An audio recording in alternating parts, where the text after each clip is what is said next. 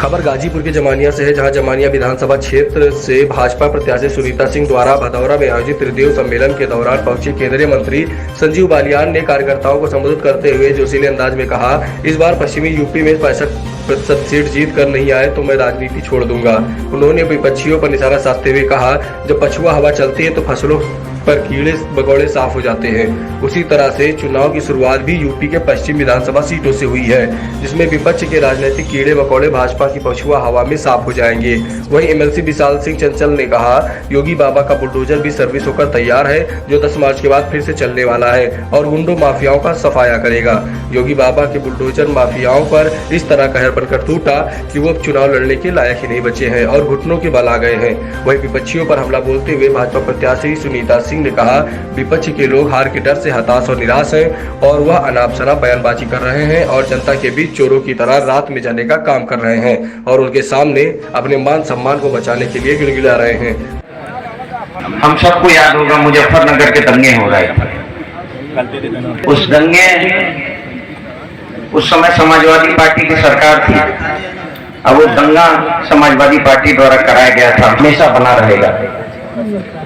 इस कार्यक्रम में यहाँ की प्रत्याशियां बनवा देता। कभी मंत्री जी से हमारी भी मुलाकात हो गई। हमने कहा, मंत्री जी आप बहुत बड़े नेता हैं समाजवादी पार्टी के। एक नेताजी को हम लोग जानते हैं, दूसरा इस क्षेत्र के लोग आपको नेताजी कहते हैं, तो इस सड़कियां कहे न बनवा मिला। तो उन्होंने कहा कि सड़क ज्यादा बन जाए तो ज्यादा लोग मुख्यालय जाए लगे हैं। मैं 16 में घूमता। सुनीता सिंह जी से आग्रह करूंगा कि आज के मेहमान, आज के मुख्य अतिथि आप बुके दे करके आप सम्मान करने का कष्ट, और उसी क्रम में आपके बगल में आप सम्मान करें।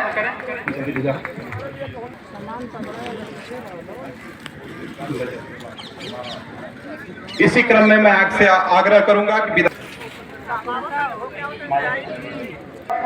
जहां पर यह कार्यक्रम हो रहा है, इस बूथ के अध्यक्ष श्री रिंकू राजभर जी एवं भोला राजभर जी और मंगल राजभर जी, आप दोनों उत्तर प्रदेश के पश्चिमी छोर से लेकर पूर्वी छोर पे आए हैं। बीजेपी पूर्ण बहुमत की सरकार की दावा कर रही है, क्या लग रहा है? पूर्ण बहुमत से भी ऊपर रहेगा। मैं 3 फेज पश्चिम उत्तर प्रदेश के समाप्त करके यहाँ गाजीपुर आपके बीच में आया हूँ और चुनाव तक मैं यहीं रहूँगा। और जो हवा पश्चिम से मैंने चलती हुई देखी है, जब वो गाजीपुर तक आएगी आखिरी फेज में, तो सरकार तो पहले ही बन चुकी होगी। गाजीपुर को तो और सारा लगा के उस सरकार को और मजबूत करने का काम करना है। बहुत बड़ा परिवर्तन देखा है मैंने गाजीपुर में। मैं 2 दिन से हूँ। जितना बदलाव गाजीपुर में मुझे दिखाई देता है इन 5 सालों में, लोग भी बताते हैं, तो मुझे पूरी उम्मीद है कि 2019 में जब हमारे थे जो कसक आज मुझे लोगों में दिखाई देती है, तो 2022 में गाजीपुर एक तरफा भारतीय जनता पार्टी का सपोर्ट करेगा। गाजीपुर के एक नेता है जौहराबाद से ओम प्रकाश राजभर, आपके सहयोग से विधायक बने, वो बार बार बयान दे रहे हैं कि बहुजन समाज पार्टी का कार्यालय अमित शाह के कार्यालय से होकर गुजरता है, वो काम भाजपा के लिए कर रही है। देखिए 20 साल तो वो बसपा में रहे पहले, और हमारे साथ गठबंधन ना होता तो विधायक नहीं बन पाते। पूरी जिंदगी ऐसे ही राजनीति करते रहते, तो विधायक भी हमने बनाया और दोबारा कभी हमारे बिना विधायक बनेंगे भी नहीं।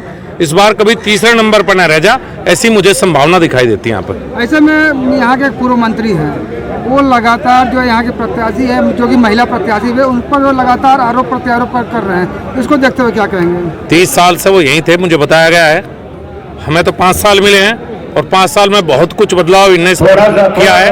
और मनोज सिन्हा के नेतृत्व में जो विकास का कार्य यहाँ शुरू हुआ था, उसे सभी विधायक आगे बढ़ाएंगे। और बाकी मैं यहीं हूँ चुनाव तक। अगर कहीं को टिप्पणी करेगा तो टिप्पणी हमारे पे भी अच्छी यात्रा करना आता है।